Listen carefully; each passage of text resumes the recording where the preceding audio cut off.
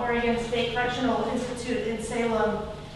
And this group of men get together 3 nights, sometimes 4 nights a week for 3 hours, for 3-hour stretches, and they crochet together. And a lot of them also are involved in other types of art making. So what we have here is a representative of some of the work that they produce, and both in terms of the crochet work and the other kinds of art. This group of men are all see their participation in the crochet group as part of their personal transformation. And the works that they make, everything that is made in the crochet group, they give away, and they give it to different kinds of organizations that they feel have a need for these kinds of things. So they give it to homeless shelters, they give it to shelters for victims of domestic violence, they give it to Angel Heart, which is an organization that supports children of incarcerated people, and some children have benefited greatly from this organization. They send it to children of troops that are deployed in the current wars.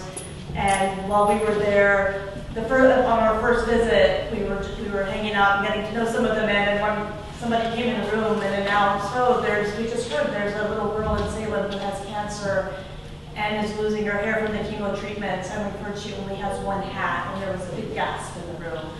1 hat, how could she only have 1 hat? And everybody quickly started crocheting multiple hats in multiple colors so that she would have a lot of hats at her disposal. So this group is, they call themselves Crochet for Community, and we actually have Paul Tice here, who's in the very back in orange shirt, and he used to be a member of the group and is now on the outside, and he runs an organization called Restart that works with prisoner art. I think they love exhibiting, and has an internet presence, so promote prisoner art on the outside. We also have Karen Bennett here, if you could raise your hand. Karen is the crochet goddess who, but she spends 3 nights or 4 nights? 4 nights. 4 nights a week. It's actually 12, it's 4 nights a week times 3, so 12 hours a week she spends with the crochet group, working with them, and she's done a lot of, I think, teaching them. I think now they all have to teach themselves and teach each other. But she provides is a huge inspiration, but a lot of the work that she does is she takes the earnings, the prisoner earnings from their work and from any money that they make on anything that they're doing, and she goes and she buys yarn. But we saw her bring in the yarn last time, huge She brings in the crochet hooks. She also has the job of taking all the materials that all the beautiful products that they make. She is the one that goes out and distributes it to various organizations, and she can bring information back from those organizations to the men. So she played just enormous contribution to this group and is really valued. We tried to put together the exhibit by showing you the objects, but also providing you some context. So you'll see we have some photographs of the prison, the exterior of the prison as well as the interior of the prison. We pulled out text from some of the interviews. We put together just a few audio clips, and so there's 3 stations, I think. And if you just listen to the headphones and push play, they loop around, so you can, they're like 5-minute segments on each one. As the men, just little clips from their own interviews talking about some of this. So part of what we're doing with this exhibit is we're inspired by the Inside Out exchange model. And one of the things that we felt was really compelling in meeting the men involved in this is they said, we make all this stuff and we send it out. And we're trying to give back to our communities. We're trying to do something good. We give it all out. And some of them really just focus on kind of the craft of crochet, and some of them identify strongly as artists, and they make this art. But rarely, because they're inside, do they have the opportunity to get any feedback from people who are the consumers of their art. So they kind of put it out there and then it's gone. And so we thought about this, and we thought, well, if we're putting on this exhibit, let's make it a 2-way process. So they can't come and see the exhibit. However, we can document you all engaging with their exhibit, which is why we're walking around with cameras and video cameras. And so we're documenting the exhibit so that they can see how we put it together, but even more importantly, so they can see you all enjoying it, interacting with their exhibit.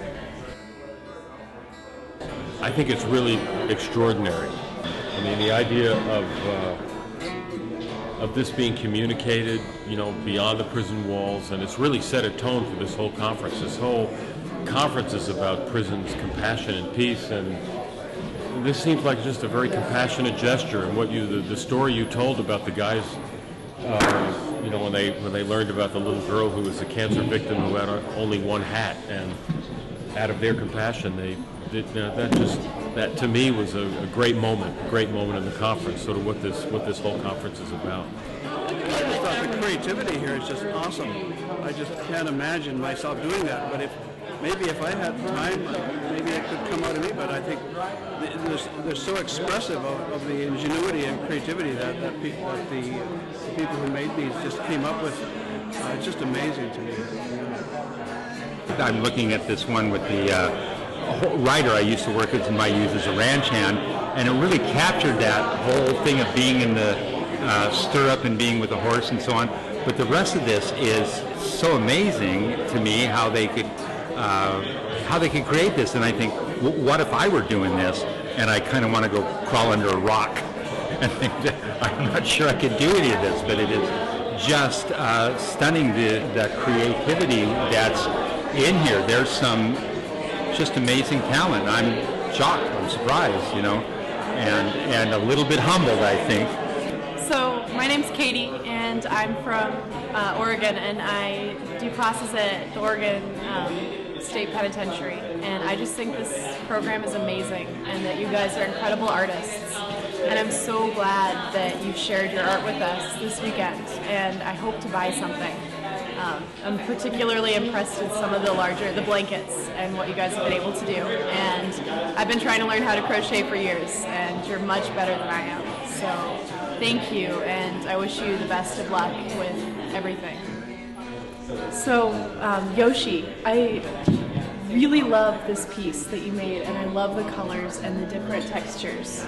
And I love the way that there's space left. So I think this is a beautiful piece of art, and it's a beautiful craft, and I hope that you're as proud of it as you should be. I am always just amazed at what people can do with sometimes very little in prison, and what a contradiction it is to the experiences so many people have in prison. Like the idea of knitting or crocheting to me is just It's amazing. It's a place where people get to show a little bit more of their humanity. And as a person who actually spent quite a bit of time in prison and never picked up any type of art influence or really desire, and there weren't many opportunities to see, such a broad array of stuff. Is just it's a treat for the eyes. I've been inside just briefly, and I've seen the guys in there doing it. To see it out here and having people experience it, it's pretty remarkable. Hey guys, you might remember me in our last episode when I was at OSCI. It's good to see you. Well, sort of.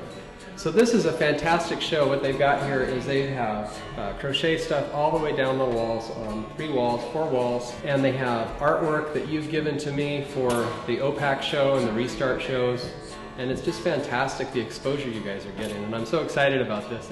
And I got to tell you that I'm very grateful, not only to be here, but also just to be a part of your lives in the way that I've been able to be. And I also wanted to say thank you, Jeffrey, for realizing this dream, and I'm just so honored to be a part of it, and I love you guys.